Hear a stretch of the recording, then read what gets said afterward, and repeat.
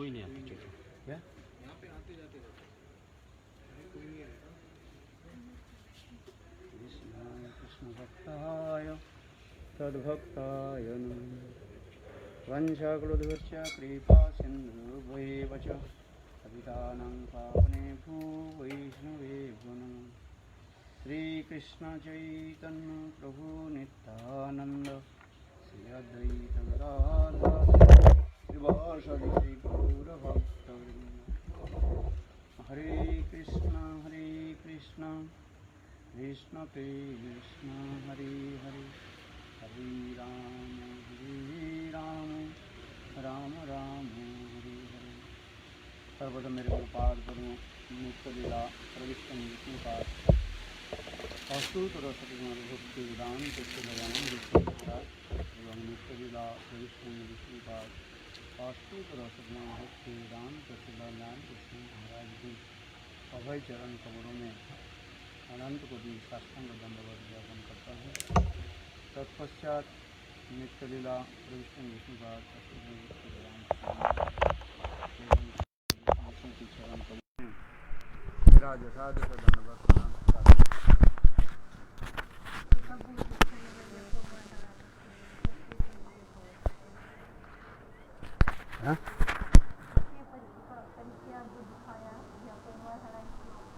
अरे अभी जो चल रहे वही बताता हूँ ना, प्रसंग अलग हो जाएगा इधर उधर बोलने।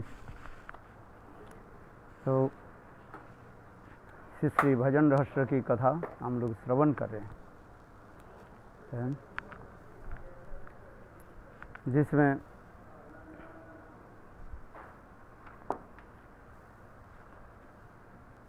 सप्तम जाम साधन श्री भजन रहस्य की कथा हम लोग श्रवण कर रहे हैं।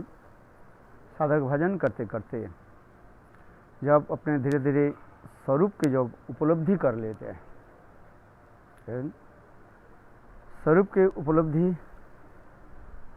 होने के पश्चात तो अपने हृदय में अनेकों प्रकार दैन्य आदि आकर के हृदय के जो है द्रवीभूत कर देते हैं। जिस कथा प्रसंग हम लोग श्रवण कर रहे थे, महाभाववती गोपियाँ हिरण आदि की भी भावों के वर्णन किया गया। ये विनुध्वनि सुनकर के उनके हृदय में कैसे कैसे भाव उत्पन्न हुए, और इसके पश्चात अचेतन पदार्थ जो है, ये चेतनहीन अचेतन पदार्थ की भी बताते जा रहे हैं। इसमें नदी आदि इनके भी भाव माधुर्य गोपियाँ अपने भाव के अनुसार यानी महाभाव में स्थित होकर के और वो समस्त भावों की व्यक्त कर रहे हैं। जिस कथा हम लोग काल श्रवण कर रहे थे, ये कृष्ण अनुरागिनी ब्रजदेवियाँ कृष्ण के मधुर वेणुनाद को सुनकर प्रेम में विवश हो गई और अपने स्वजातीय सखियों के समीप वेणुनाद के प्रभाव आदि के विषय में तरह तरह की बात करने लगे, जिसके उत्प्रेक्षा अलंकार आदि के द्वारा अपने भावों की जो है अभिव्यक्ति करने लगे। जिस कथा हम लोग काल भी श्रवण कर रहे थे, ये महाभाव उत्पन्न होने पर ये समस्त स्थितियां हो जाती हैं। विशेष करके उत्तम उत्तम महाभागवत जो होते हैं वो स्थूल वस्तु नहीं देखते हैं, वो अपने भावों के अनुसार समस्त जीव समुदाय किस प्रकार अपने इष्ट देव के जो सेवा आदि करते हैं। इसलिए काल भी हम लोग श्रवण के स्थावर जंगम देखे नाधिक तार मूर्ति जहाँ जहाँ नेत्र पड़े इष्ट देवे स्फुर्ति। तो ये सब भी वर्णन किया गया और नदियों की कथा हम श्रवण कर रहे थे। ये ऊपर से पानी तो नीचे की तरफ आ रहे, और वहीं पर भ्रमर भी पड़ जाते हैं। तो उस भ्रमर को देख करके गोपियाँ कहने लगे, देखो इस नदियों में कैसे भाव विकार है।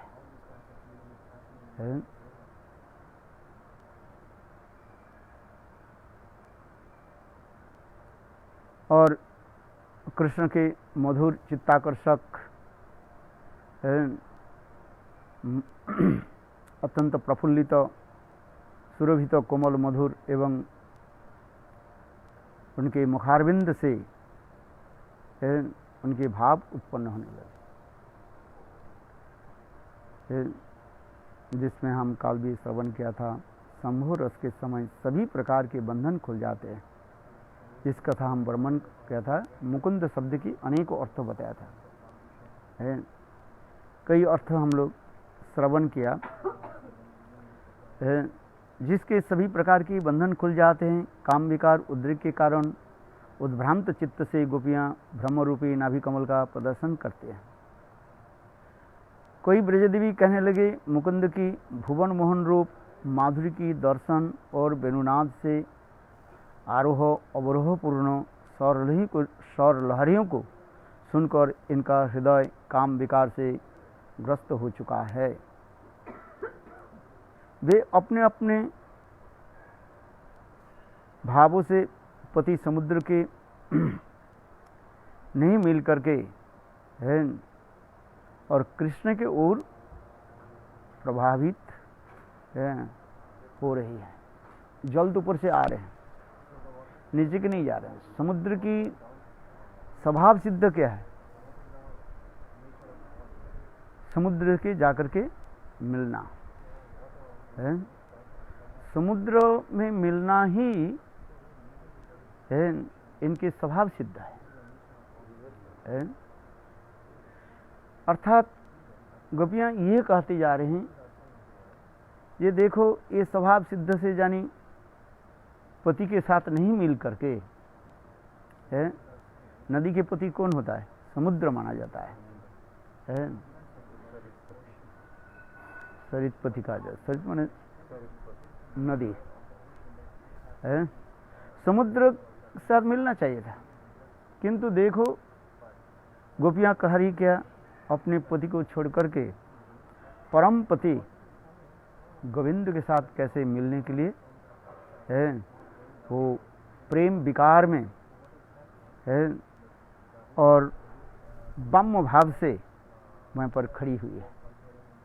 ब्रह्म भाव किस लिए करें? नदी के जल के जो आवर्त जो है, भंवर जो है, इसलिए कहते ये ब्रह्म भाव से खड़ी हुई है। ये इसलिए ये भाव को बताते जा रहे हैं। ब्रह्म भाव से वो खड़ी हुई है। नदी में वो हो नहीं हो वो तो विचार नहीं है। गोपियाँ अपने हृदयगत भाव को जो है व्यक्त करें। नदी में हो भी सकता है, क्योंकि अपराकृत चित्त जगत में सभी के हृदय में चेतन भाव है। और इसमें ये कह रहे हैं, देखो और काम विकार में उद्रेक के कारण उद्भ्रांत चित्त से अपने वस्त्र आदि ठीक ठीक से वो संभाल नहीं पा रहे। जैसे बिल्वमंगल ठाकुर वर्णन किया है कृष्ण कर्णामृत ग्रंथ में, जब सर्ग में वो समस्त अस्पराएं सुंदर सुंदर पारिजात पुष्प चयन करने लगी, इतने समय गोविंद के वेणुध्वनि वहीं पर पहुंच गए और वेणुध्वनि के सुनते ही उनके हृदय में इतने प्रेम की उद्रेक हुई, काम की विकार हुई, जिससे उनके समस्त इंद्रियां शिथिल हो गई, माने स्थिर हो गए, निश्चेष्ट है, नॉन मूविंग हो, कोई मूव नहीं। और साथ ही साथ उनके हृदय क्या पहले क्या था, कंपन शुरू हुआ, शरीर आदि कपने लगे, फिर कपते कपते उनके क्या हो गया, स्तंभन हो गया, स्थिर हो गया। और इसके पश्चात क्या हुई, उनकी हाथ में जो जितने भी पारिजात पुष्प था वो पारिजात पुष्प सब नीचे आकर के गोविंद की ऊपर वर्षा करने लगे, पुष्प वृष्टि जिसको कहते। और उन लोगों की वस्त्र आदि भी यथायथ स्थान में नहीं रहे,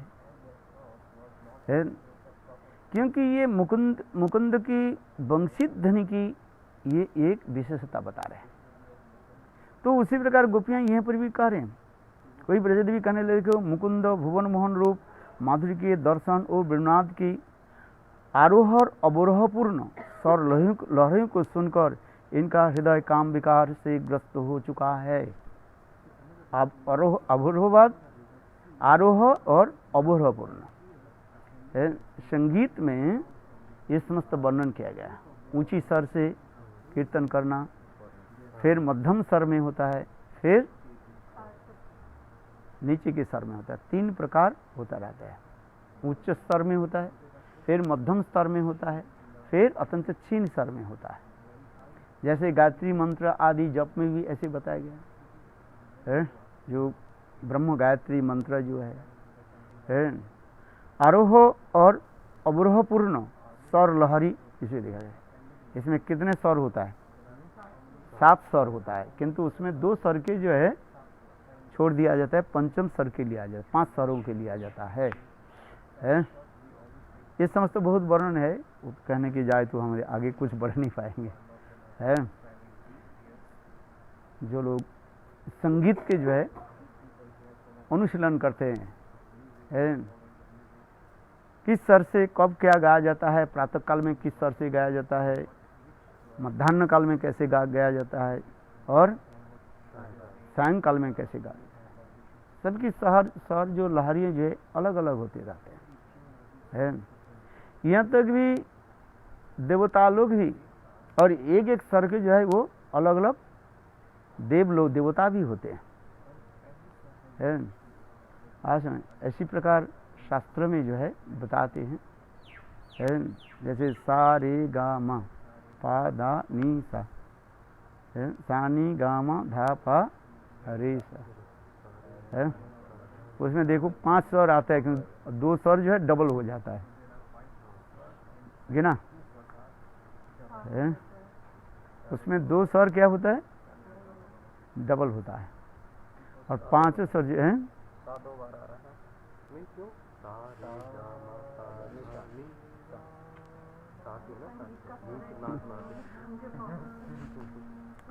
ठीक है। हाँ समझे। उसे अनेक प्रकार के विचार है, इसमें साधारण रूप में बोलते जा रहे हैं। ये समस्त जो है कृष्ण के रासलीला के समय ये समस्त वर्णन होता रहता है। ब्रह्म वैवर्त पुराण में सारे देवता लोग भी स्वर माधुर के सुनने के लिए अपने अपने वाहन पर, माने उस पर आकर के आरूढ़ होकर के आ जाते हैं। वाहन समझते कि नहीं? विमान पर आकर के आ जाता है। इसमें वेणुगुद में दिव्य विमानो गतयो अनुसरण माना। कृष्ण के वेणुध्वनि सुन करके देव और देवियां जो है अपने अपने विमान पर आरूढ़ होकर के रासस्थल में आने लगे। और देखो कृष्ण की वेणुध्वनि की ऐसे सुंदर स्वर जो है, गोविंद की दर्शन उनके पति लोग ने सामान्य रूप में दर्शन किया, पत्नियां भी दर्शन की, किंतु राधा जी के दर्शन सौभाग्य नहीं। और उससे पहले क्या हो गया? अपने पतियों के सामने ही वो सब मूर्छित हो गए। ये वर्णन करके जा, क्योंकि राधा जी के दर्शन इतने सहज नहीं है। गोविंद के तो दर्शन कुछ हो जाता है, मानो कठिन से हो जैसे भी हो जाता है, किंतु राधा जी के चरण कमल के दर्शन जो है ये अतीव दुर्लभ कहा जाता है। इसलिए यहाँ पर भी कहते जा रहे हैं, देखो आरोह अवरोह पूर्ण स्वर लहरियों को सुनकर इनका हृदय काम विकार से ग्रस्त हो चुका है। वे अपने पति समुद्र के बदले प्रबल वेग से कृष्ण की ओर प्रवाहित हो रहे हैं। कुछ ऊपर उठकर उन्होंने तरंगी बाहु के तरंग रूपी बाहों के द्वारा मुरारी के वक्षस्थल का आलिंगन कर रही है। ये गोपियां अपने भाव से कार्य, अर्थात जमुना के जल स्तर क्या होता है, बढ़ जाते हैं। जब बढ़ जाते हैं तब कृष्ण के मानो वक्षस्थल पर आ जाते हैं।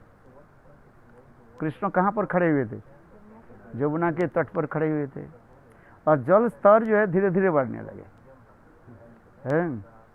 बढ़ते बढ़ते क्या भी न कृष्ण के वक्षस्थल पर आ गए। ये गोपियां करी, वास्तव वो बढ़े ना बढ़े गोपियां कर रही हैं। देखो जमुना की स्थिति कैसे देखो। और फिर अपने क्या कि अपने भुजाओं रूप बाहु रूपी तरंग आदि के द्वारा गोविंद गोविंद के क्या की आलिंगन। इसमें भुजो मुरारी आलिंगन स्थगित उर्मी भुजो मुरारी गृह्णन्ति है पाद जुगलम कमलोपहारा। आश्चर्य की बात है, गोपियां कर रही है। कृष्ण आज जाने कौन सा भाव वे किया है। कृष्ण आज मानो कुछ ब्रह्म भाव में खड़े हुए हैं। यद्य मैंने काल कहा था, ये रसशास्त्र के अनुसार अधिक रूप में स्त्रियों में ब्रह्म भाव होता है, अब पुरुष में क्या भाव होता है, दक्षिण भाव होता है। किंतु कभी कभी भी नाट्यशास्त्र के अनुसार सामान्य रूप में पुरुषों में भी ब्रह्म भाव दिखाया जाता है। आज गोविंद के तो मानो आलिंगन तो किया, तथापि गोविंद मानो उनके प्रति अपने प्रसन्नता नहीं दिखा रहे हैं। आज संयुक्त आलिंगन किया, इसलिए भुजोई इसमें लिखा रहे आलिंगन स्थगित उर्मी भुजुर मुरारी गृह्णन्ति। तब मानो कृष्ण के मनाने के लिए वह समस्त लहरियां व समुद्र के जल क्या बोले नदी के जल क्या हो गया, नीचे आ गया, नीचे आ गया। और नीचे आकर के क्या कि अपने कमल रूपी वक्षस्थल को मानो उपहार दे दिया। बोलो वृंदावन बिहारी है। ये होते जा रहे हैं। इसमें बहुत सुंदर भाव माधुर्य पड़ा हुआ है। ये किस प्रकार कुछ ऊपर उठकर वही तरंग रूपी भुजाओं के मुरारी के वक्षस्थल का आलिंगन कर रही है। यहाँ पर मुरारी नाम शब्द दिया गया। मुरारी किसने दिया नाम? मुर नामक असुर को जिन्होंने वध किया था, इसलिए उनके नाम मुरारी कहा जाता है। मुर शब्द संस्कृत में होता है काम कहा जाता है, प्रेम कहा जाता है। प्रेम के जो है अरि शत्रु जीव के हृदय में, बद्ध जीव के हृदय में सबसे बड़ा शत्रु क्या है? काम। सबके आप जय कर सकते हैं किंतु काम की भी जय नहीं कर सकते है। इसलिए भगवान रासलीला के द्वारा यह प्रतिपन्न किया, ये एकमात्र गोविंद ही काम को विजय कर सकते हैं। इसलिए रासलीला के एक नाम क्या कहा गया? काम विजय लीला कहा गया है। भगवान की इस लीला के नाम कहते काम विजय लीला कहा जाता है। इसके द्वारा और यही काम विजय लीला के कोई श्रद्धा के साथ श्रवण करें, कीर्तन करें, स्मरण करें, वो काम को जय कर सकते हैं। विकृतं भजबुधि इदंच विष्णु श्रद्धान्वितो अनुसृण्णाद वर्णे तथा भक्तिं परांग भगवती प्रतिलभ्य कामो हृदरोगम आसु अपहृति अचिरे न धीर है। यही तो कहते जा रहे हैं। किंतु देखो इसलिए कहते हैं जो स्वयं मुरारी गोपियों की जो प्रेम व काम का जो है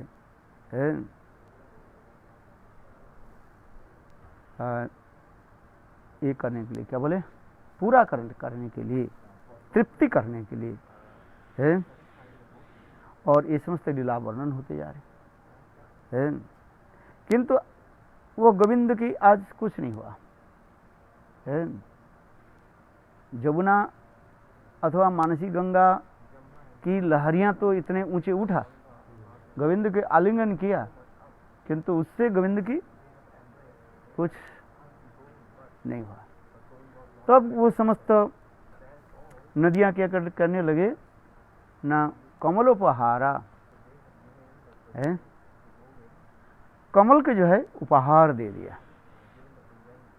है, आज अपने वक्षस्थल के गोविंद के उपहार दे। कृष्ण के मुरारी कहने के गोपियों की यह तात्पर्य है,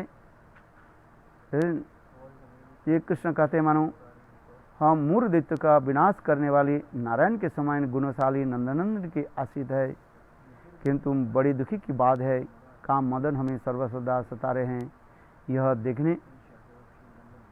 यह देखते हुए पर भी मुरहर माने काम व मदन के प्रति कोई दंड विधान नहीं कर रहे हैं। यह गोपियां अपने अपने भाव को जो है व्यक्त कर रही है। नारायण जिस प्रकार मूर दैत्य का विनाश कर देवताओं को निर्भय कर मुरारी नाम से प्रसिद्ध हुए है। इसकी कथा उसी प्रकार कहा जाते हैं। एक असुर था, वो शिव जी के भक्त था, और शिव जी से वर प्राप्त करके इतने उद्दंड हो गया, वो शिव जी उनको वर दिया था उनको कोई मार नहीं पाएंगे, यहाँ तक कि भगवान विष्णु भी तुम्हें मार नहीं पाए। तो वो बहुत उद्दंड हो गया है, वो उद्दंड होकर सबको उत्पीड़न करने लगे, कष्ट देने लगे। तो देवता आदि सब लोग भगवान विष्णु के निकट प्रार्थना की है। तब भगवान विष्णु ने किया कि वह मूर नामक दैत्य के कैसे वध किया, जानते हो? कई कल्पभूदेश हरिकथा विभिन्न कल्प में विभिन्न कहा गया। जैसे एकादशी महात्मा हम श्रवण करते हैं, वो मूर नामक वही दैत्य था है। तो भगवान विष्णु उसको मार नहीं पाएंगे, किंतु भगवान विष्णु उनके गदा आदि के द्वारा इतने पिटाई करने लगे भग जाता था और फिर दोबारा आ जाते थे। कुछ लोग के स्वभाव होते हैं, करने कुछ नहीं पाएंगे, कुत्ते के ना भांति भुगते भुगते रहेगा, फिर भगा दो वो फिर आ जाता है, फिर भुगता रहता है, कुत्ते के स्वभाव होता है। वो मूर दैत्य तो उसी प्रकार दुष्ट था वो है। तो जब भगवान विष्णु विश्राम करने लगे पर्वत के गुफा में तब उस समय वो आकर के भगवान विष्णु के आक्रमण करने लगे। भगवान विष्णु उस समय जोग माया में, ये जोग निद्रा में शयन कर रहे थे, जोग निद्रा में शयन कर रहे थे। और जब आक्रमण करने लगे तब भगवान विष्णु के अंग से एक सुंदर नारी प्रकट हुई और प्रकट होकर के अनेक अस्त्र आदि के द्वारा मूर दैत्य के साथ युद्ध किया और अंत में मूर दैत्य के शरीर को खंड विखंडित कर दिया है। तो कुछ समय के बाद भगवान विष्णु जब उठे, देखा मूर दैत्य के शरीर खंड विखंडित होकर पड़ा हुआ और वो स्त्री जो है भगवान विष्णु के निकट हाथ जोड़ करके खड़े रहे। भगवान विष्णु सब कुछ जानते हुए कह दिया तुम कौन हो, ये मूर दैत्य के किसने मारा? तो उन्होंने कहा मैंने मारा। तुम्हारे नाम क्या है? बोले प्रभु मेरे नाम तो अभी कुछ नहीं है, आपसे मैं प्रकट हूँ, मैंने आपकी शक्ति हूँ मैं।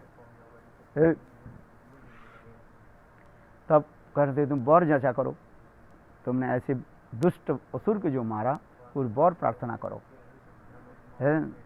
तब उन्होंने कहा यदि वर देना है यही वर दीजिए, ये आपके भांति सभी लोग हमें सम्मान करे, पूजा आदि करे, तो भगवान उसके लिए जाओ तुम मेरा अंश से प्रकट हुए, तुम्हारे नाम रख दिया क्या, एकादशी नाम रख दिया। एकादशी के कल्प कल्पों में भगवान की ये समस्त लीला है। वो मूर दैत्य था, और मूर दैत्य की कथा भी इसी प्रकार है। जिस समय भगवान मूर दैत्य के मार दिया है, युद्ध में परास्त किया, और इसलिए उनके नाम हो गया मुरारी भी कहा जाता है। विभिन्न कल्प में विभिन्न प्रकार, कल्प वेदेषु हरि कथा। यहाँ पर जो मुरारी कहते हैं अर्थात काम का विनाश कर है, कृष्ण मूर नाम से प्रसिद्ध हुए है। तभी इनका नारायण के समान गुणशाली होने की परिचय पाया जाता है, अन्यथा नहीं। मार के विनाश होने के हम ब्रजरमणियाँ भी है, अभी हम मैं चैन से हम सांस ले रहे हैं। मार शब्द के अर्थ होता है काम कहा जाता है। जैसे काल हम क्या प्रश्लोक पढ़ रहे थे, जो को मारो हर है, इसके संस्कृत में आ जाए को मार हर, ऐसे एक हम लोग लिखते हैं कुमार कुमारी लिखते हैं, है लिखते को भी है। कुमार किसको कहा जाता है, जो विवाह भी नहीं हुआ है, विवाह नहीं हुआ यानी अल्प वयस होता है। मार शब्द के अर्थ होता है जिसके हृदय में कोई काम विकार नहीं होता है, उसमें लिखते हैं कुमार व कुमारी शब्द लिखा जाता है। क्या समझे, स्त्रीलिंग में हो जाए कुमारी लिखते हैं, पुंगलिंग में कुमार लिखते हैं। आज में इसके बाद क्या लिखते हैं, जब बड़ा हो जाता है किशोर आ जाता है, कुमार शब्द नहीं लिखते, वो क्या लिखते हैं, नाम ही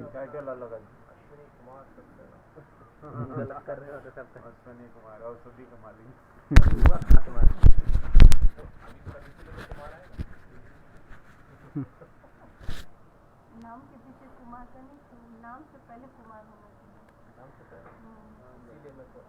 अच्छा चलो है।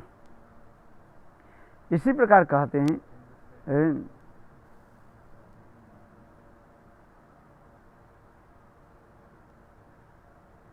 हम ब्रजरमणि की सांस लेते हैं। अच्छा, आलिंगन स्थगित, अभी एक एक शब्द के बताते रहें। जब नदियों की तरंग की उच्छलित होकर कृष्ण के वक्षस्थल पहुंचकर पुनः अपने इसी चरण में तरंगायित होने लगती है, तो उसे देखकर अनुरागवती गोपियाँ कहने लगी, सखरी देखो देखो, यह अनुरागी नदियाँ पहले श्याम सुंदर के अपने आलिंगन पास में बंधन की चेष्टा कर रही है। कितना सुंदर भाव है। एक मित्र दूसरे मित्र के साथ जब मिलते हैं पहले क्या करते हैं, आलिंगन करते हैं,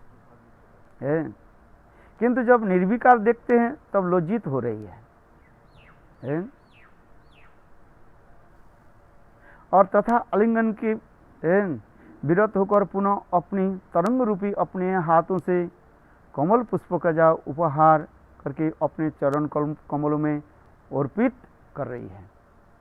माने अपने के सर्वात्म स्नपनम हो जाता है। सर्वात्म स्नपनम, ये सब कुछ मैं अपने को अर्पित कर रहे। महाभगवती ब्रजदेवियाँ जमुना आदि नदियों को भाव गरिमा लक्ष्य कर नाना प्रकार के भावों की व्यक्त कर रही हैं। जमुना और मानसी गंगा के साथ ही साथ ब्रज रमणियों ने भाव तदात्म का यह अनोखा दर्शन करे। इसे कहते हैं भाव तदात्म कहा जाता है। भाव तदात्म क्या है, दूसरे की देख करके अपने आप अपने को तदात्म हो जाना, तद वस्तु में आत्मना तदात्म हो जाता है।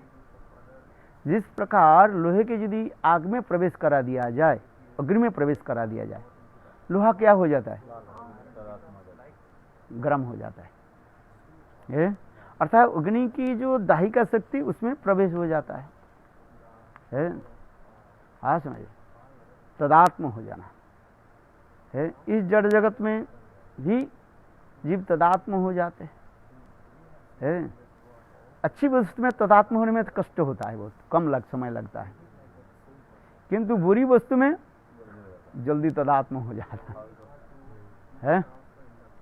कोई कुदृष्टि को देखा, कुवस्तु को देखा, उसमें तदात्म हो जाता है, हृदय में विकार उत्पन्न होता है।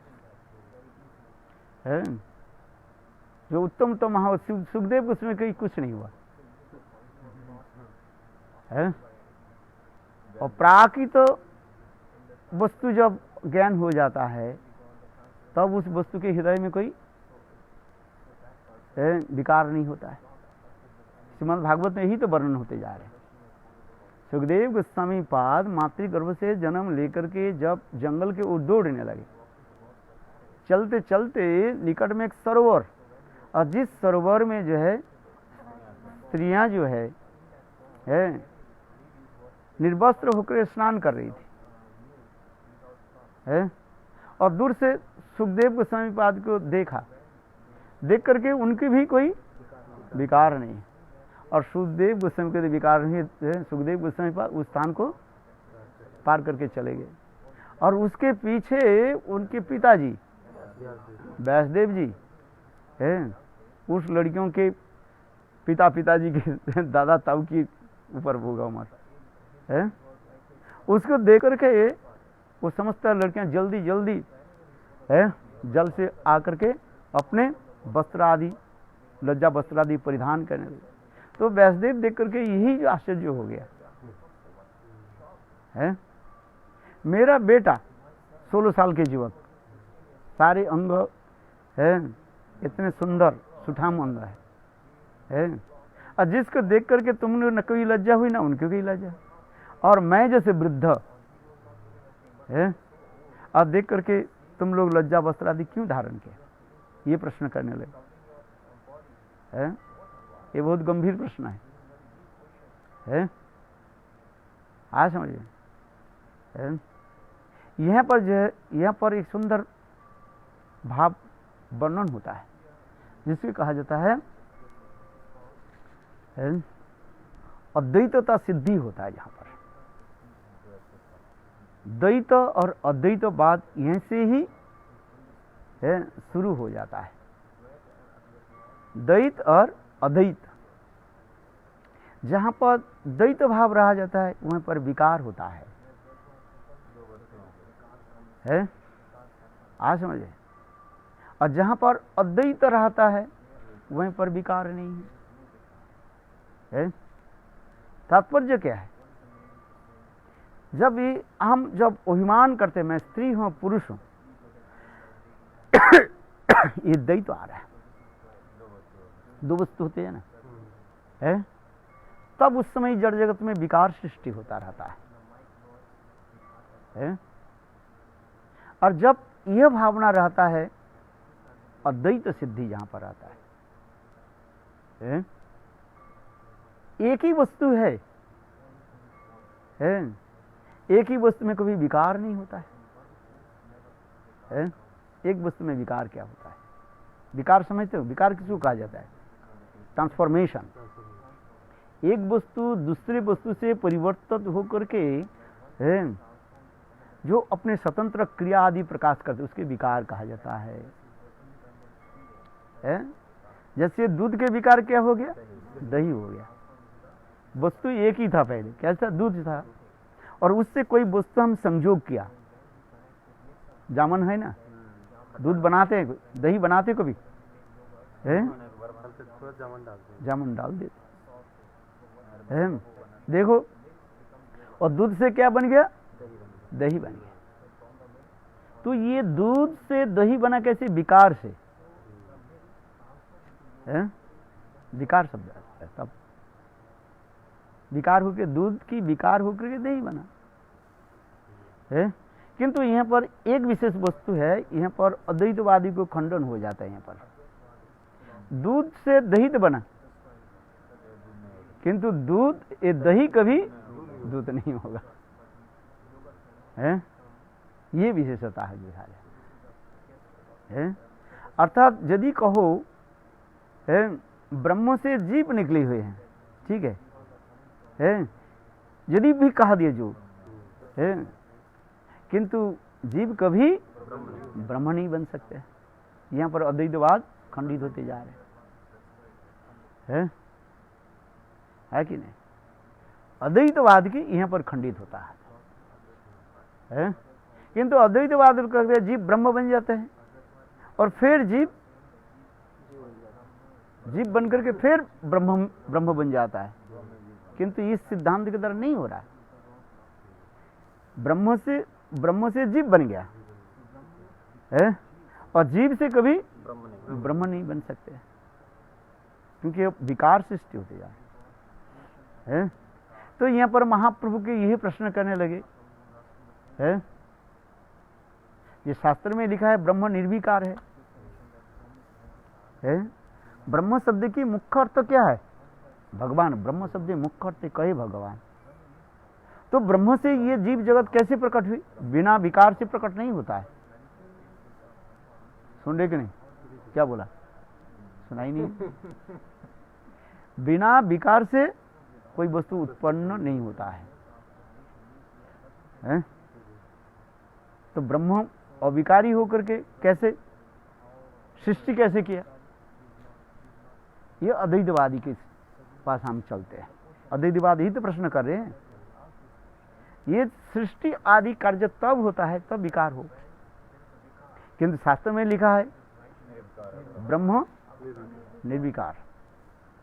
तो महाप्रभु ने उदाहरण दिया गया, 3 उदाहरण दिया। क्या क्या 3 उदाहरण बता? अरे मंत्र, औषधि है, मणि मंत्र औषधि है। पहले मणि जो है परसमणि जो है अविकारी हो करके है, लोहे के क्या बना देते हैं? सोना बना। स्वयं सोना नहीं बनता है। परसमणि के कहा जाता है स्वयं सोना नहीं बनते, वो लोहे के क्या बना देते हैं? सोना बना देते हैं। ठीक उस मंत्र आदि के द्वारा अनेकों प्रकार जो है असाध्य वस्तु के साधन सिद्धि हो जाता है। आज समझे, तंत्र मंत्र आदि के जो सिद्धि करके अनेकों प्रकार अलौकिक कार्य यदि दिखाई पड़ता है। आज समझे, स्तंभन आदि प्रक्रिया के द्वारा, स्तंभन से हो अग्नि के शक्ति के जैसे स्तंभन करके वहीं पर चलते रहते हैं। आज समझे, ऐसे दिखा गया है। औषधि अनेक प्रकार के जड़ी बूटियां जो है उसके द्वारा अनेक प्रकार के कार्य आदि सिद्धि होते रहते हैं, रोग आदि निवारण होता रहता है कि नहीं? अनेक प्रकार वृक्ष के मूल जड़ आदि सेवन करने से अनेक प्रकार दुरारोग्य रोग भी नष्ट हो जाता है। तो उसमें अलौकिक शक्ति है। तो उसी प्रकार महाप्रभु कह रहे हैं, यदि ये तीनों में यदि ऐसे अलौकिक शक्ति है तो परब्रह्म भगवान में इसमें कोई विस्मय क्या है? यही तो कहते यार महाप्रभु ये तीनों उदाहरण दिया। अर्थात ब्रह्म निर्विकार होकर के भी अपने अचिंत शक्ति के द्वारा जगत जीव आदि को सृष्टि कर रहे हैं। आज में यही कहते जा रहे हैं। और ब्रह्म में तो यही कहा जाता है, ज्ञानी लोग ज्ञान विचार के द्वारा कहते हैं क्या? सगत सजातीय विजातीय भेद रहित तो ब्रह्म है। तत्व सिद्धांत बदन तत्व विदत जज गणमाद्यम ब्रह्मेति परमात्मी भगवान इति शब्द थे। तो ये समस्त विचार दिखा रहे हैं। तब हम आगे कथा को हम यहाँ पर आगे चलते हैं।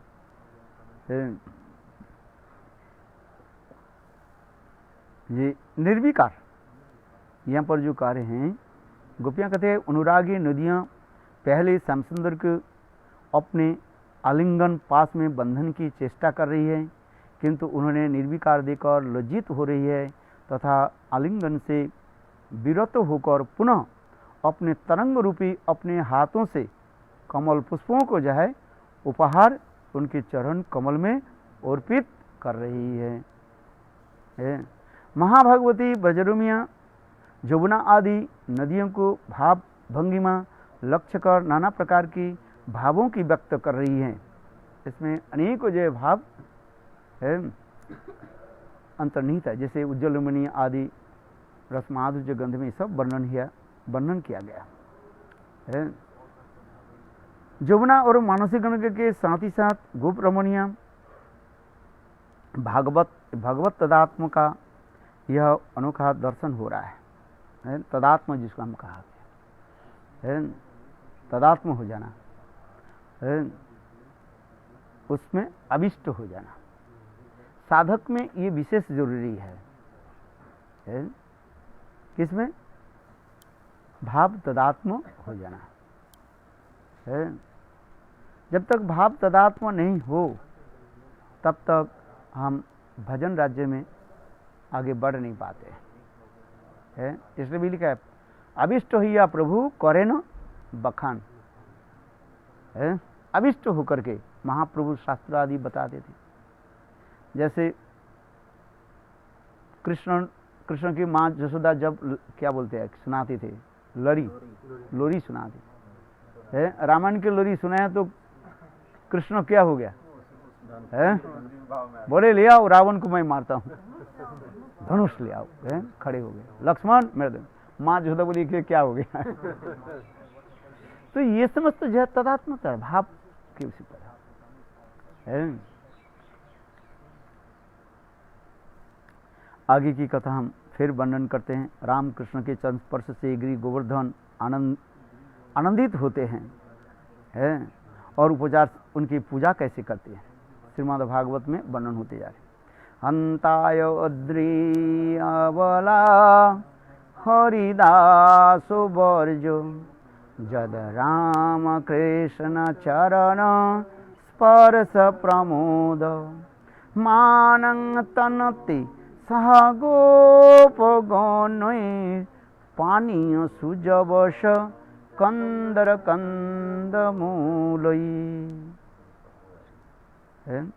कितने सुंदर भावों के जो है यहाँ पर व्यक्त हो रहे हैं, वेणुगीत में आ रहे हैं।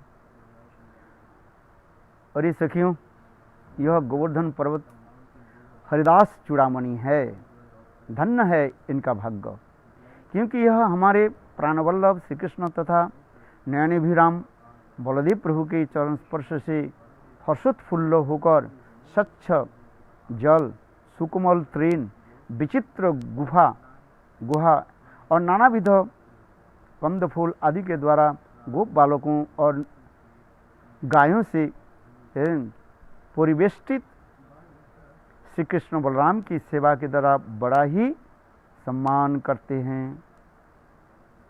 गिरिराज गोवर्धन की महिमा बता रहे हैं। कौन बता रही है श्लोक?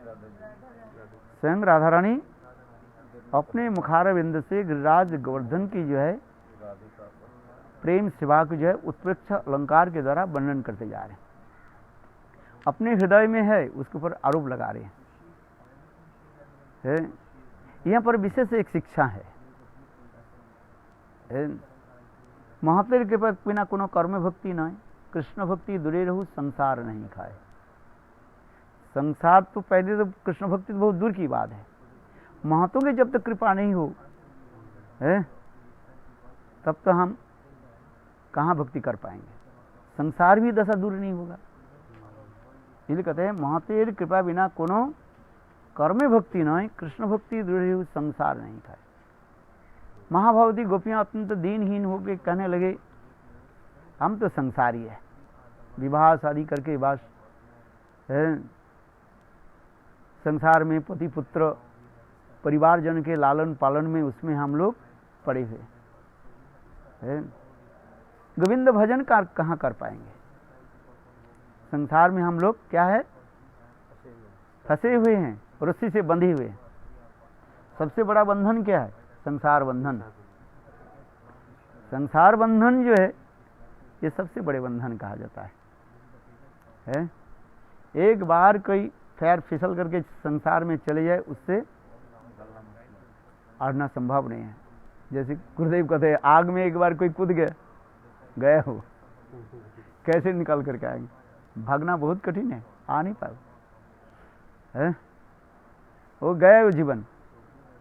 एक बार कोई आग में कूद गए, उससे निकालना संभव नहीं होता है। यही तो है, विचित्र संसार है। लोग आग में कूदना चाहते हैं, और जब कूद जाते हैं और क्या करें? इसलिए श्रीमद् भागवत में तो वही तो कह रहे हैं, जो दीपावली के समय आप लोग देखे होंगे, छोटे छोटे जो कीड़ा होते हैं, हरा हरा जो जुगनू नहीं, छोटे छोटे कीड़ा होता है ना, हरी हरी हरी हरी हरित वर्ण का होता है,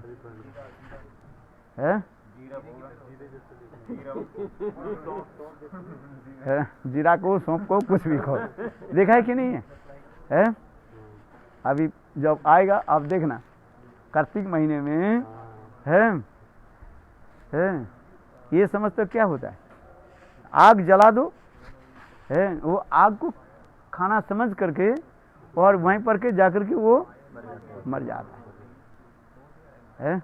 देखो, प्रातः काल में उठ करके देखो, चारी तरफ इतने इकट्ठा हो जाते। हम लोग भी देखा कितने बनाई, इतना पाइल होता है, हजारों हजारों जो है मर जाते हैं।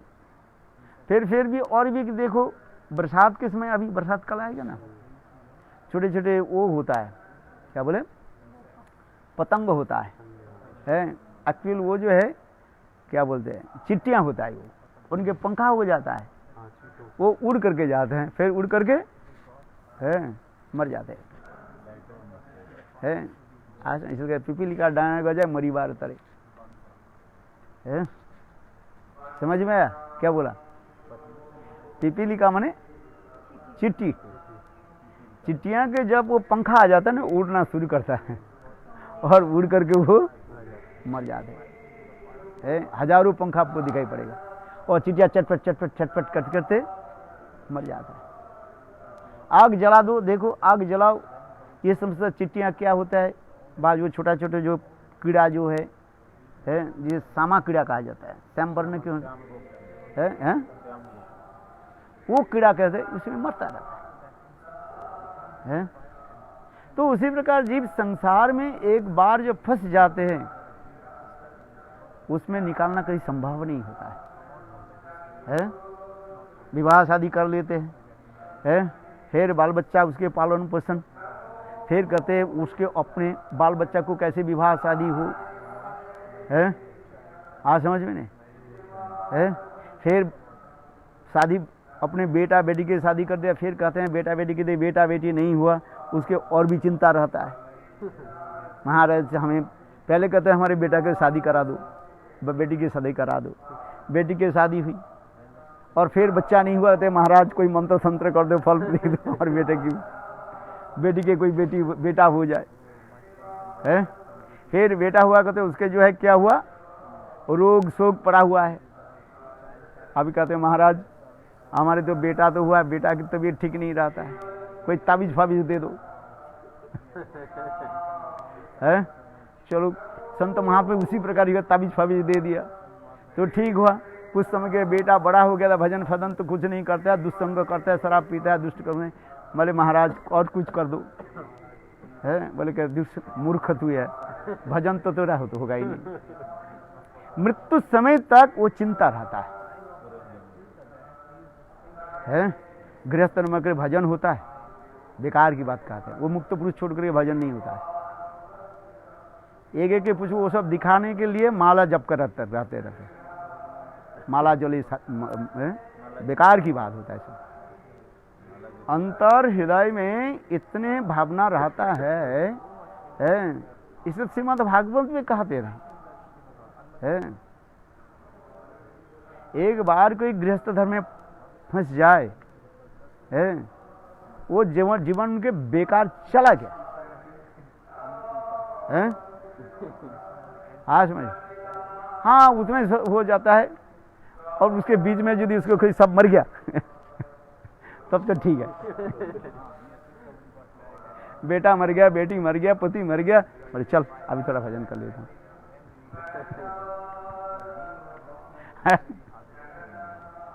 आज समझ, तब कुछ होता रहता है। भगवान धीरे धीरे उनको क्या कहता है, होइए तद्धन नहीं है, भजन होता है। सब दिखावटी कहाते हैं, सब कहते हैं मतलब गृहस्थ के भजन नहीं होता है। हाँ उत्साह देकर भजन बहुत हो रहा है तेरा, भजन बहुत कर रहे हो, वैष्णव सेवा कर, सब बेकार की बात होता है? अच्छी तरह से समझो, फिर विवाह शादी करो, हम मना थोड़ी करेंगे। हैं? आज में एक बार जो फंस जाता है उससे निकालना संभव नहीं होता है। मृत्यु के अंतिम तक उसके चिंता रहता है। मृत्यु के अंतिम तक उसके क्या रहता है, चिंता रहता है। भजन कहाँ करेंगे? गोविंद में मन लगाना इतने सहज नहीं होता है।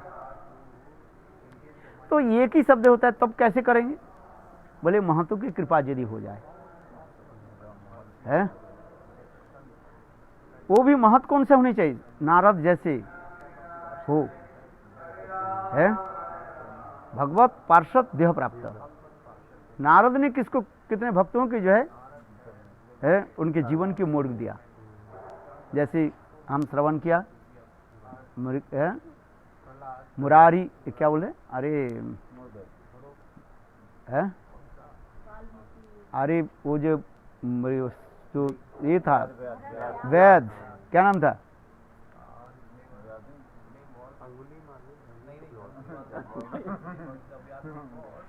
वैद के नाम क्या रखा था? मृगारी। मृगारी के जीवन के बदल दिया कि नहीं दिया? है तब होता है। नारद जी की कृपा, चित्रकेतु महाराज के जीवन के बदल दिया है। कितने कितने होता है ऐसे संतों महात्मा की कृपा हो जाए,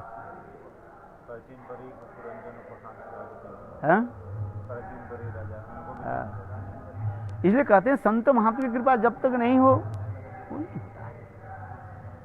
है।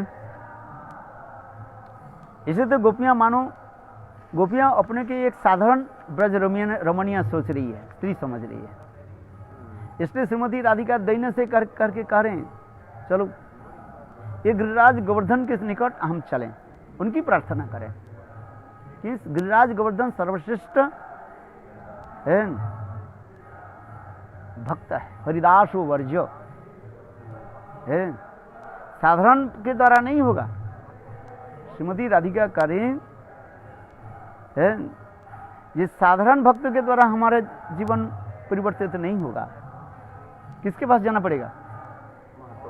महत। वो भी महत कौन सा है? गिरिराज गोवर्धन है।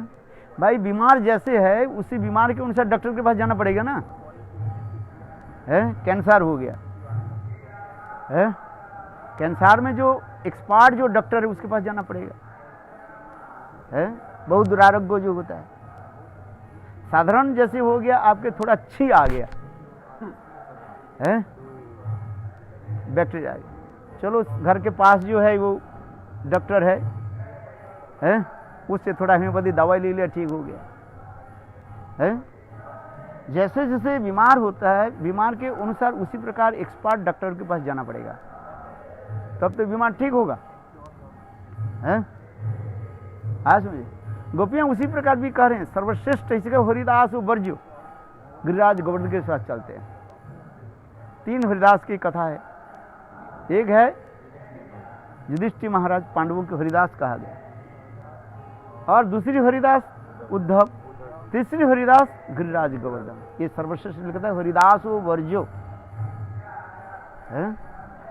इस हरिदास वर्ज्य के पास हम चले, श्रेष्ठ हरिदास यही हमें जो है कृपा करेंगे। इनकी कृपा से हमारे संसार के जितने बंधन जो है वो नष्ट हो जाए। आज में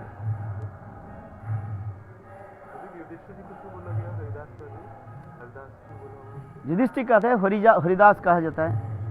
हरिदास इसलिए कहा गया, युधिष्ठिर महाराज अपने को सर्वोत्तम रूप में गोविंद के समर्पित कर दिया था। है क्या? किंतु युधिष्ठिर महाराज जैसे है न भूतो न भविष्यति है, इसलिए युधिष्ठिर महाराज के नाम आया है। हमारे नाम भी है, तुम्हारे भी नाम भी नहीं है। युधिष्ठिर महाराज किस लिए आए? देखो कृष्ण में इतने आत्मसमर्पित आत्मा थे, न भूतो न भविष्य है। पासा खेला, क्यों पासा खेला है? वो जानते थे भगवान की इच्छा ही है, खेलना नहीं चाहिए, क्यों खेल है? और जिसे सब कुछ हार गया, द्रौपदी ने तो वही पूछा, क्या पूछने लगे है? ये तुम मुझे क्यों दांव में लगाया, क्यों? तुम्हारे तो अकेला पति नहीं, मैं ही नहीं, पांचों तो पति है कि तुम अपने संपत्ति मान करके, क्या तुम्हारे अपने में संपत्ति थोड़ी हूं है? क्या आप अपने मुझे दांव में लगाने के पहले क्या अर्जुन आदि के सबके पूछा है? द्रौपदी के बीच तो कथा। एक्चुअली द्रौपदी कौन जानते हो क्या? ये द्रौपदी कौन है? ये गोपन कथा बताता हूं, रहस्य की कथा है। ये द्रौपदी वास्तव रूप में जो है ये छाया सीता थी। छाया सीता, इसको अच्छी तरह से समझो है। रामायण ऐसे एक अद्भुत कथा है, रामायण के साथ भागवत और पुराणों के साथ इतने जोग है, और क्या बताएं है? छाया सीता ही है। एक कथा आप लोग जानते हैं, ब्रह्म वैवर्त पुराण में इसके वर्णन है। रामचंद्र वनवास में हो गया, करीब करीब 12 साल 13 साल करीब करीब बीत गया, 12.5 साल 13 साल बीत गया, और रहा गया क्या? 1 साल रह गया। एक बार भगवान रामचंद्र जो है वन में विचरण बहुत दुखी थे। भगवान रामचंद्र के दुख देख करके अग्नि देवता भगवान रामचंद्र के कहने लगे, प्रभु आप दुखी क्यों हैं? तब भगवान रामचंद्र अपने हृदय की बात बताया, ये देखो मेरा जो है संभोग लीला को तो मैं आस्वादन किया, किंतु अभी मुझे विरह लीला को आस्वादन करना है? अर्थात मेरे पत्नी सीतादी से विच्छेद की लीला जो है मुझे आस्वादन करना है? किंतु इस सीता को मैं किसको दे करके जाऊं? ये विरह जो हो कहाँ रखूं?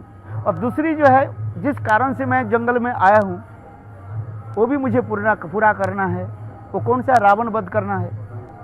मुख्य तो यही था, जितने असुर की वध करना ये सब गौण था। रावण की जो वध जो है यही तो रामचंद्र की विशेष है, जय विजय की कथा है? रावण की वध करना है, रावण शरीर से उनको छुड़ाना है। किंतु इसके लिए मुझे आगे की लीला कैसे उधर सीता हरण बिना नहीं होगा, जो लीला आज दी। ये सीता को मैं कहाँ रखूं? और रावण सीता को हरण कर नहीं पाएगी। असुर मेरा अंकसायनी जो है सीता को कैसे हरण कर पाएगी? इसलिए सीता को मैं कहाँ रखूं? इसलिए मैं दुखित हूं। 2 कारणों से मैं दुखित हूं। एक सीता जी से भावी विच्छेद समझते हैं? आने वाले जो विरह है, इसलिए मैं दुखित हूं। और दूसरी में सीता को कहाँ रखूं? तो अग्नि देवता बोले, हे प्रभु लीला पुरुषोत्तम, आप तो सब लीला सभी जानते हैं, आप अपने पत्नी सीता के जो है मेरे पास ही रखिए, और मैं आपके छाया सीता आपको दे देता हूं। वो छाया सीता अपने पास रखिए, और उसी को जो रावण हरण करे तो आपके सारे काम समाप्त हो जाएगा। रावण वध के पश्चात आप अपने असली सीता को आप ले लेंगे, और छाया सीता मुझे वापस दे दें। भगवान रामचंद्र बोले अच्छी बात है। इसके आगे की कथा आप लोग जानते हैं। रावण आया और रावण किसको चोरी किया? छाया सीता को, सब छाया सीता को हरण किया है। चलो युद्ध समाप्त हो गया, राम रावण में युद्ध समाप्त हुआ।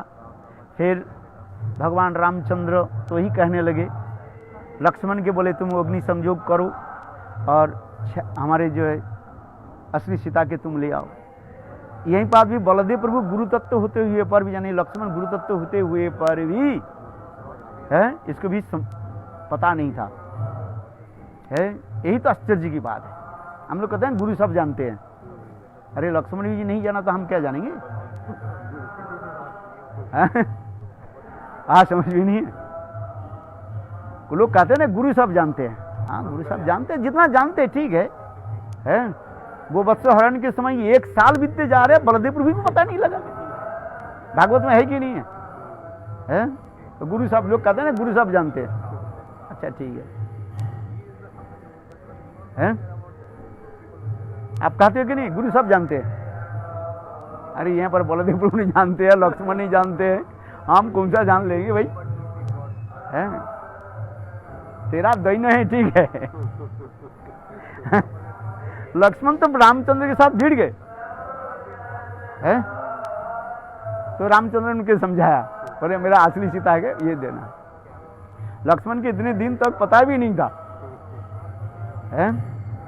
चलो आगे की कथा जो है, अग्नि संयोग हुआ लकड़ी में। फिर अग्नि देवता असली सीता को जो है रामचंद्र के वापिस दे दिया।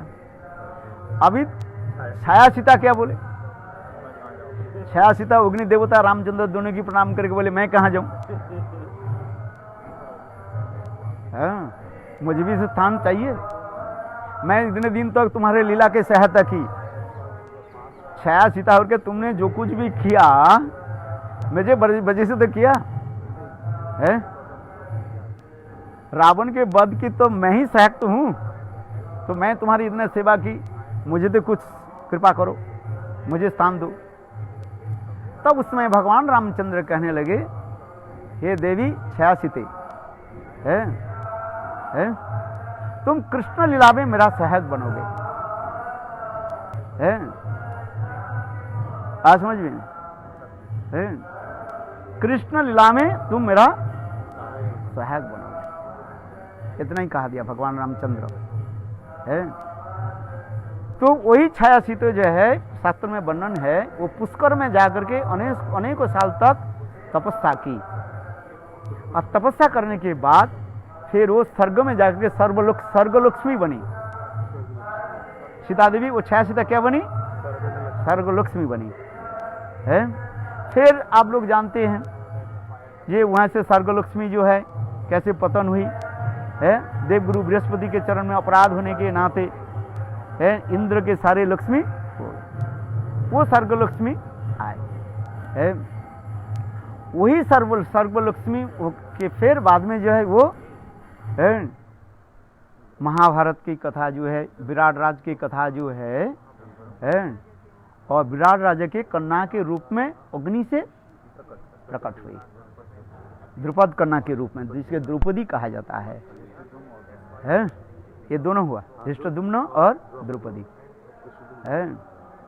आज समझे, द्रौपदी के रूप में प्रकट हुई, इसके त्रिहा कहा जाता है, त्रिहा है। हमारे जो 5 पति उसके हुए क्या कारण हो? 5 पति इसलिए उनके हुआ, द्रौपदी तपस्या कर रही थी, शिव जी के तपस्या की। एक दिन शिव मंदिर में गए, उसमें पुराण में वर्णन है, वो उन्होंने शिव जी को कहने लगे मुझे पति चाहिए है। शिव जी को निर्विकार रहे, फिर कहने लगे मुझे पति चाहिए, ऐसे करे 5 बार पति मांगा। शिव जी कहे जा तुम्हारे वर्ग को मैं पूरा कर देता हूँ। अरे एक बार कह देने से हो जाता, मैं 5 बार बनने की क्या जरूरत था? इसलिए शिव जी कह रहे तेरा पंचपति हो जाए, जा तू 5 बार मांगा, पति चाहिए पति चाहिए। शिव जी उसमें बहुत हास्य की कथा है। तो द्रौपदी लज्जित हो गया, आप क्यों दिया? बोले मैं बहरा थोड़ी हूँ, तू मांग लिया तो मैं तो अनुवादन कर दिया, किंतु बार बार जब कहने लगे तो 5 बार तुमने मांगा, पंचपुष्प चढ़ाया है। इसलिए शास्त्र में विधान है, शिव जी में जो पूजा चढ़ाना एक बार चढ़ाना चाहिए, ये याद रखना। शिव में जो पत्ता चढ़ाते, जो भी कहते हो, है नहीं तो जितने बार चढ़ोगे उतना ही आपके मनोवासना उतना ही पूरा करेंगे। आप पुत्र मांग रहे, अच्छा एक बार पुत्र दे, एक बेल पत्ता चढ़ दिया, पुत्र दे दिया। आप जितने बेल पत्ता चढ़ा करके पूजा करोगे करते हो वो उतना ही आपको दे देंगे। शिव जी में रहस्य है। ब्रह्मपुत्र पुराण में बहुत रोचक करके कथा है। बोले शिव जी के पास जाओ और देव देवी के जो है ज्यादा पुष्प चढ़ाओ, फूल चढ़ाओ, तो शिव जी के एक बार चढ़ा दो, 3 बार मत चढ़ाओ, 5 बार है, जब भी चढ़ाओ, एक दिन में एक बार करो, दिन में करो, 5 दिन करो, जब भी चढ़ाओगे है, जब भी चढ़ाओगे है। और इसलिए उनके परिक्रमा भी 3 बार नहीं होता है, उसके आधा करके चढ़ भाग जाता है। अरे वैष्णव सदाशिव मानते हैं ना, आप वैष्णव उसको सदाशिव मानते हैं। आप समझिए, ये बहुत रहस्य की कथा है। वही छाया सीता जो है वो है क्या चीज, वो द्रौपदी बने, वो कहाँ से प्रकट हुई, अग्नि से है। इसको अनेक कथा है। इसको भी कहा जाता है तथापि के विष्णु के भी अंश, विष्णु के लक्ष्मी के अंश उसमें है, इसमें भी बताया जाता है द्रौपदी। तो जिस कथा हम जो बताते जा रहे हैं, द्रौपदी यही युधिष्ठिर महाराज के पूछा है, मैं तो पंचपति के पत्नी हूं है, और चारों की सम्मति नहीं लेकर के है मुझे अकेला क्यों मुझे दांव में लगा दी, मैं तुम्हारी तो संपत्ति नहीं हूं। जैसे घर बेचना है 5 भाई है, एक भाई थोड़ी बेच देंगे, पांचों के सहमति लेकर के पांचों के एक साथ में रजिस्ट्री करना पड़ता है तब तो बिक जाता है। एक कमरा है, 5 भाई है, आप नहीं बेच सकते हो, पांचों के क्या होनी चाहिए, संपत्ति सिग्नेचर होना चाहिए, तब बिक सकते हैं। तब तो तीसरी व्यक्ति आकर के ले लेंगे, दूसरी व्यक्ति आकर ले लेंगे। तो द्रौपदी तो यही पूछा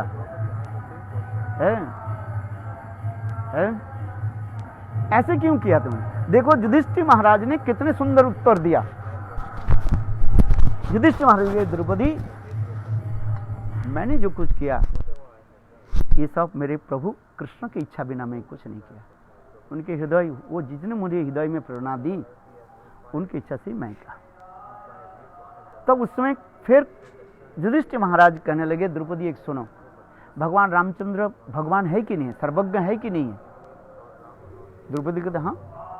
अच्छा बताओ ये स्वर्ण सीता के बोले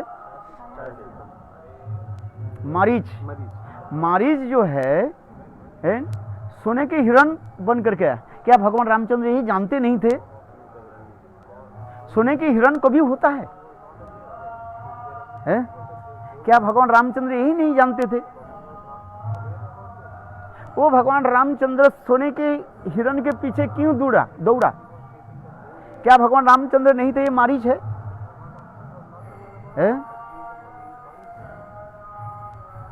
हे द्रौपदी, भगवान रामचंद्र सब कुछ जानते हुए पर भी अपने लीलाओं को आगे दिखाते हैं। ठीक उसी प्रकार मैंने जो कुछ भी किया प्रभु की इच्छा बिना कुछ मैं नहीं करता हूं।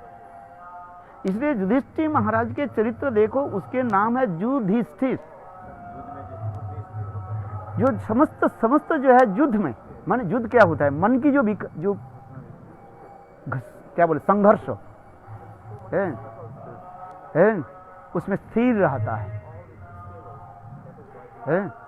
अपने पत्नी को अपमान करें तभी युधिष्ठिर महाराज भीम दुर्योधन सबको शांत किया। सब कुछ जो है युधिष्ठिर महाराज के क्रोध देखा नहीं जाता है।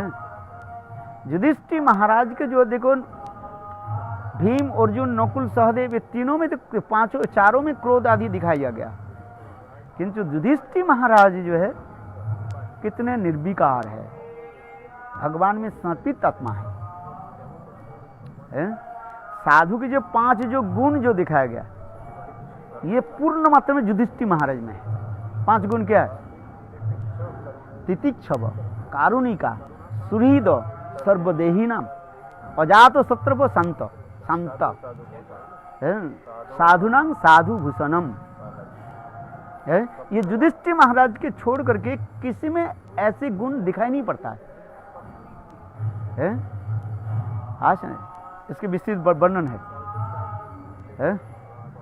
आज समझ। इसलिए युधिष्ठिर महाराज को किस प्रकार लिया गया, इसलिए तो नारद ऋषि युधिष्ठिर महाराज की स्तुति करने लगे भागवत में। जुवंग लोके बत भूरि भागा जेसाम गृहाणां बसती साक्षात। कितना सुंदर है। गूढ़ं परब्रह्म मनुष्य लिंगम, कितना सुंदर श्लोक है, याद करना चाहिए। युधिष्ठिर महाराज के उदाहरण दे रहे हैं। स्वयं नारद ऋषि कह रहे हैं तो मैं तो सन्यासी हूं, साधु हूं। युधिष्ठिर महाराज आप जैसे समर्पित आत्मा न भूतो न भविष्य। जुवंग लोके बत भूरि भागा जेसाम गृहाणां बसती साक्षात है। मुनियों भी जानते पुनाथी ना है। लेकिन बड़े बड़े मुनि लोग आपके गृह में आते हैं। दिल्ली के जो है, दिल्ली समझते हो, दिल्ली से आप लोगों के चरण धूलि सिर पर रखने के लिए, क्योंकि आपके घर में वही जो है गुरं परब्रह्म भगवान कृष्ण आपके घर में विराजमान है। कथा प्रसंग श्रीमद् भागवत में एक बार नारद ऋषि भ्रमण करते करते पांडवों के घर में पधारे। उस समय स्वयं भगवान कृष्ण युधिष्ठिर महाराज के घर में विराजमान थे। श्रीमद् भागवत में 7वें स्कंध में युधिष्ठिर नारद संवाद पढ़ो, यही श्लोक आ रहे हैं। युधिष्ठिर महाराज दीनहीन होकर के नारद ऋषि के प्रणाम करके कहने लगे, आप हमें कोई उपदेश प्रदान कीजिए। तो नारद ऋषि यही श्लोक कहा गया, जुवंग नीलो के बत भूरि भागा। संसार के लोग गृहस्थ की थूकते हैं, गृहस्थ 50 बेकार किए, भजन थोड़ी होता है गृहस्थ में। जैसे मैंने कहा दिया जैसे मैंने पहले ही कहा ना, गृहस्थ में थोड़ी भजन होता है, मृत्यु के अंतिम तक भी भजन नहीं होता है। किंतु युधिष्ठिर महाराज के देखो कैसे, जुवंग नीलो के बत भूरि भागा जेसां गृहाणां बसती साक्षात है। युधिष्ठिर महाराज के इसलिए गुण बता रहे हैं, कितना सुंदर है। ये श्लोक याद करना चाहिए। जुवंग लोके बत भूरि भागा जेसां गृहाणां बसती साक्षात है। कितना सुंदर श्लोक। अरे भागवत के श्लोक तो बता रहे हैं आप तो। 7वें स्कंद मेरे 25 अध्याय में होगा शायद, देखना उसमें। जुवंग लोके बत भूरि भागा जेसां गृहाणां बसती साक्षात। कितना सुंदर श्लोक है। सर्व आत्मा समर्पित। इसलिए युधिष्ठिर महाराज के कहा जाता है क्या, हरिदास कहा जाता है। और इसके पश्चात किसको कहते हैं, उद्धव है। और इसके पश्चात कौन है, गिरिराज गोवर्धन। गिरिराज गोवर्धन की इसलिए है, इसलिए तो ये आ रहे हमताय उद्री अवला हरिदास वर्जो जद राम कृष्ण चरण स्पर्श प्रमोद मानंग तनति सहगोप गौणी पानीय सुजवसम कंदर कंद मूले। इसके ऊपर गुरुदेव की इतना सुंदर लेक्चर हरिकथा है, सारे गुरु तत्व के ऊपर ही बता दिया गुरुदेव ने। ये हरिदास वर्ज के ऊपर काल बताएंगे। हरिदास वर्ज के शब्द के द्वारा वास्तव गुरु तत्व है क्या, इसमें होता है हरिदास वर्ज है। गौर प्रमाण है। जय जय श्री राम।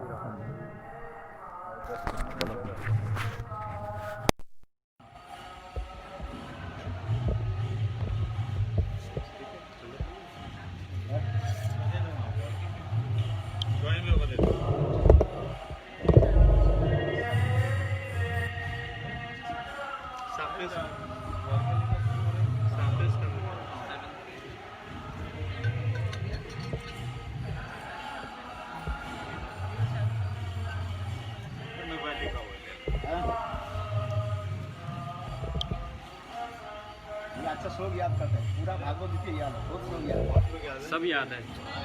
ऑक्सफोर्ड डिक्शनरी है। क्या इनसे ले लो मुरारी। क्या बोले? श्लोक मुरारी प्रभु से ले लेंगे।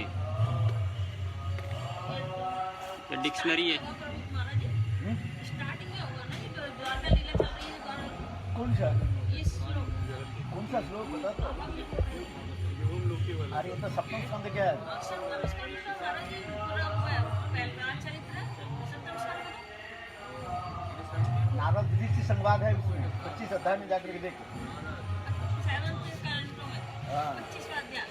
नारद युधिष्ठिर संवाद जहाँ पर है ये श्लोक है। तो योग्य कंठार है, योग्य कंठार है कि नहीं, इसमें देख लेना।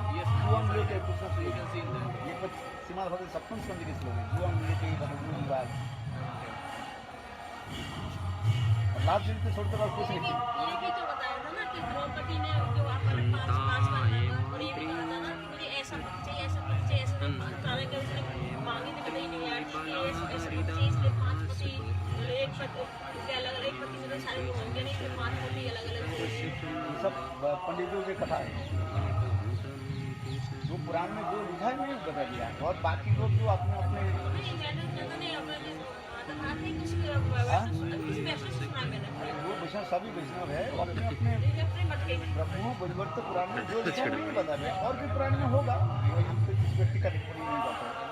ब्रह्मो वैवर्तन पुराण में जो लिखा है पर्वत हरिदास ये उन्होंने 5 बार उन्हीं के उनका भाग्य है, उनका प्रार्थना क्योंकि की। यहाँ हमारे प्राण वल्लभ श्री कृष्ण तथा नयनाभ्याम बलदेव प्रभु के चरण स्पर्श से हो सकता है और किसी पुराण में होगा। सुकोमल तृण विचित्र पुराण अनेक है, कंदमूल ब्रह्म वैवर्त पुराण। आत्मबलप्रदायों से परिवेष्टित श्री कृष्ण। अच्छा आज सीता के बारे में सुना ही नहीं, अब हाँ, कहीं आज पहली बार सुना।